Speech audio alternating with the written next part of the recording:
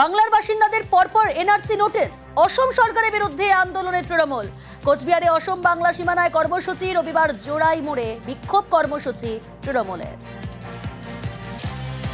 তুফানগঞ্জ এবং আসাম সীমান্তে জোড়াই মোড়ের পরে আসাম গেটের সম্মুখে আমরা এখানে অবস্থান, বিক্ষোভ এবং প্রতিবাদ মিছিল আমাদের সংগঠিত হবে। আসাম সরকারকে আমরা এই বার্তা দিতে চাই যে আসামের অভ্যন্তরে বাঙালিদেরকে যেভাবে হেনস্থা করা হচ্ছে ভাষার ভিত্তিতে, এটা আমরা গভীর চক্রান্ত দেখতে পাচ্ছি। এটা যুক্তরাষ্ট্রীয় পরিকাঠামোর পরিপন্থী। 27-এর পর থেকে প্রত্যেকটি শনিবার এবং রবিবার প্রত্যেকটা ব্লকে, অঞ্চলে এবং শহরের ক্ষেত্রে ওয়ার্ডে এটা রোটেশনালি এই কর্মসূচিগুলো চলবে।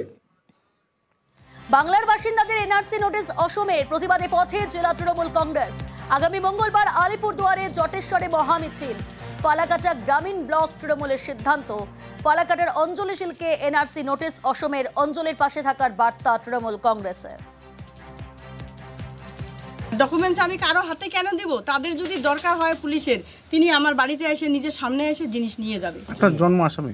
হ্যাঁ, আমার জন্ম আসামে। আমার বাবা আছেন, ভাই আছে, ওদের এনআরসি হয়ে গেছে। হ্যাঁ, আমার 35 বছর হয়ে গেল। আমি 20 বছর থেকে এখানে ভোট দেই। আমি এখানকার ভোটার। আমার এখানকার ডকুমেন্টস সব আছে। চিন্তা কি? চিন্তার কোনো বিষয় নাই তো। আমি কোনো চিন্তা করতেছি না, কোনো ভয় পাচ্ছি না। আমি ভীতু না যে আমি মুখোমুখি দাঁড়াইতে পারবো না। আমার এইটাই প্রশ্ন যে আমার এখন মুখোমুখি দাঁড়িয়ে তাদের সঙ্গে লড়াই করতে হবে যে আমার এই কাগজটা আদেও সত্যি কি মিথ্যা, এটা এখনো আমি প্রমাণ করতে পারিনি।